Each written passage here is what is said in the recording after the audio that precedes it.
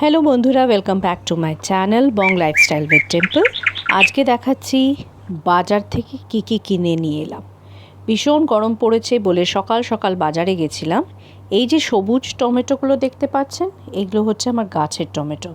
সবুজ লাল মেশানো টমেটোগুলো আমি নিজের বাগান থেকে তুলেছি। যেহেতু আমি কিছু দিনের জন্য চলে যাচ্ছিলাম বাইরে, তো কাঁচা টমেটোগুলোই তুলেছি, নইলে কিন্তু আমার বাগান থেকে চুরি হয়ে যাবে। তো সকাল সকাল কোথায় গেছিলাম? সকাল সকাল গেছিলাম রাজপুর বাজারে। রাজপুর বাজারটা হচ্ছে আমার বাড়ির থেকে 10 মিনিটের রাস্তায়। আর খুব ভালো, রাজপুর বাজারে বাজার করে এত ভালো লাগে যে আমার কমপ্লেক্সের পেছনে বাজারে আমার আর যেতেই ইচ্ছে করে না। ওখান থেকে নিয়ে এসেছিলাম পটল, নিয়ে এসেছি বাঁধাকপি, লেবু, উচ্ছে। তো প্রচুর সবজি, আমি যখনই যাই সবজি তুলে নিয়ে আসি বেশি করে। এখানে বিনস আছে, কাঁচা কলা, মানে শুক্তোর প্রিপারেশনও হবে, নানান রকম প্রিপারেশন এই দিয়ে হয়ে যাবে। আর কফি, দেশি কফি এগুলো। তো আর রাজপুরের বাজারে সবথেকে সুবিধেটা এটা হচ্ছে খুব নিট অ্যান্ড ক্লিন বাজার। প্রচুর দোকান, প্রচুর দোকান, প্রচুর ভ্যারাইটি। এবং যেটা শুকনো, মানে মেঝেতে যেগুলো একদম ঝকঝকে তকতকে, মানে হাঁটাচলা করতে কোনো অসুবিধা হয় না। তো আর সকাল সকাল ওখানে কি হয়, এই ফ্রেশ ভেজিটেবলসগুলো আশেপাশে জায়গার থেকে আসে বলে সব কিছু টাটকা, দেখলেই বুঝতে পাচ্ছেন। এবং আমি যতবারই মোটামুটি বাজার করে নিয়ে আসি, আমার 12 থেকে 14 দিন চলে যায়। আর বাজার করার সময় মাথায় থাকে না যে কতটা বাজার করছি, সে কিনেই যায় সবজিগুলো। এই হচ্ছে আমার ঝিঙে কিনেছি, কাঁচা কলা, বাঁধাকপি, ফুলকপি, বেগুন, কালো কালো লম্বা লম্বা বেগুনগুলো নিয়ে এসেছি। এগুলো খেতেও ভালো লাগে, আর মাছের ঝোলেও দেওয়া যায়, সবজিতেও দেওয়া যায়। এখানে উচ্ছে কিনেছি। উচ্ছে তো শুক্তোতেও লাগবে, সেদ্ধও ভালো লাগে গরমের কালে। এখানে নিয়ে এসেছি সজনে ডাঁটা। আর সবজি যেগুলো আছে, মোটামুটি যে সবজিগুলো দেখছেন সেগুলো রিজনেবল রেট, খুব বেশি প্রাইসি কিন্তু নয় এখনও অবধি। কিন্তু যেটা সমস্যা, যেটা দেখা যাচ্ছে, যত গরম বাড়বে সেই শীতকালের মতন টাটকা সবজি পাওয়া একটু মুশকিল হবে। তো ওই জন্য সকালের দিকে বাজারে যত না ফ্রেশ ভেজিটেবলস পাওয়া যায়, সন্ধ্যের বাজারে গেলে আরও ভালো। এই হচ্ছে পেঁপে। গরমকাল মানে পেঁপে তো চাই। সেটা আপনি চিকেনে দিতে পারেন, সেদ্ধ খেতে পারেন, আপনি শুক্তোতে দিতে পারেন, পেঁপের তরকারি খেতে পারেন হালকা করে।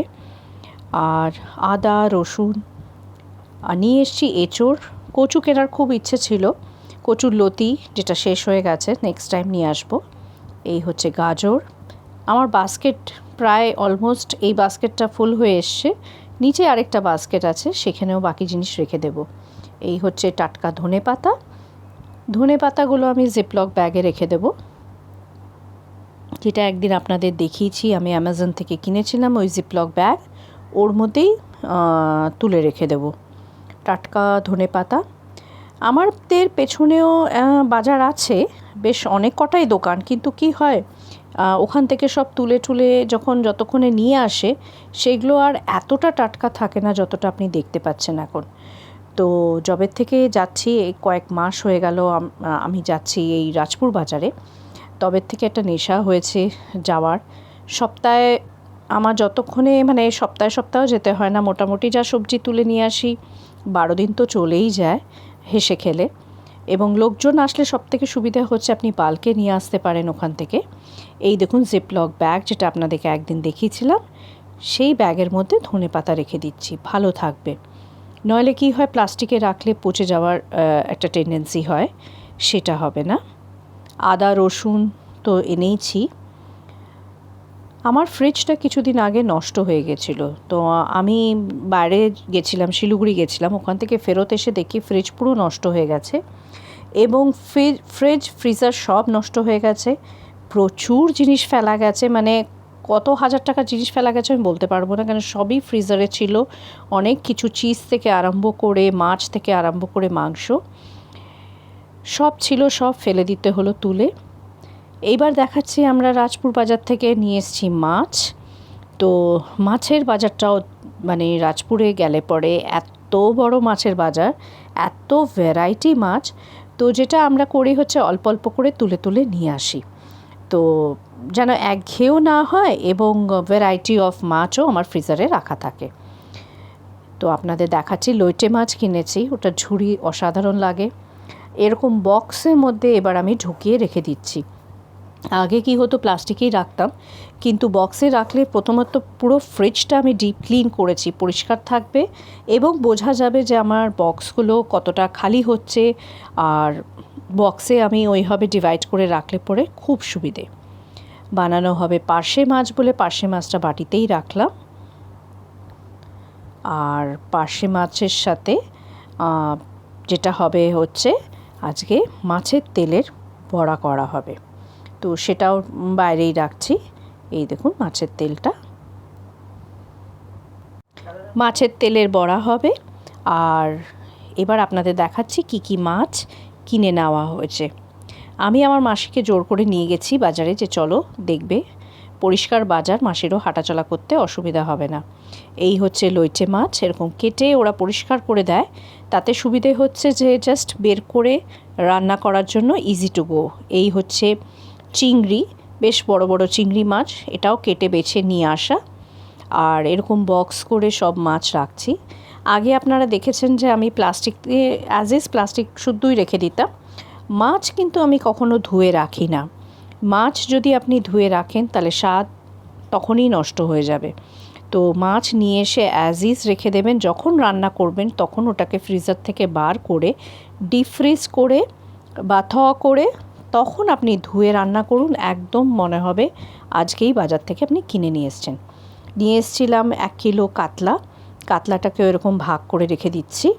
তাহলে কি হবে, আমি জাস্ট ডাব্বাটা বার করব, আর বার করে এটাকে করলেই আমার রেডি।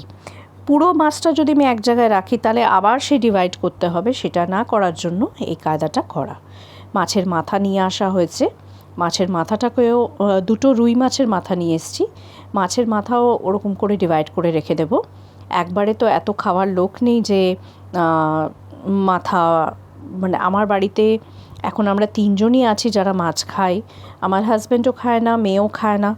তো আমার প্রচুর বাল্কে রান্না করা দরকার হয় না মাছ, তো আমি অল্প করে রান্না করি, আমরা খাই, আবার নেক্সট ভ্যারাইটি রান্না করি। তো এই হবে, বক্সে করে রেখে দেব ফ্রিজারে।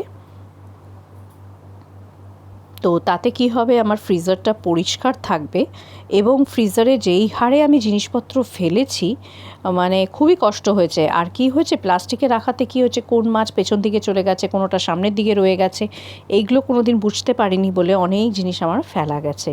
সেই গলদা চিংড়ি, তোপসে মাছ, মাটন, চিকেন, তারপরে পমফ্রেট থেকে কি না ছিল, তারপরে আমার ক্রিম ছিল, তারপরে চিজ ছিল, সব তুলে আমরা ফেলে দিয়েছি।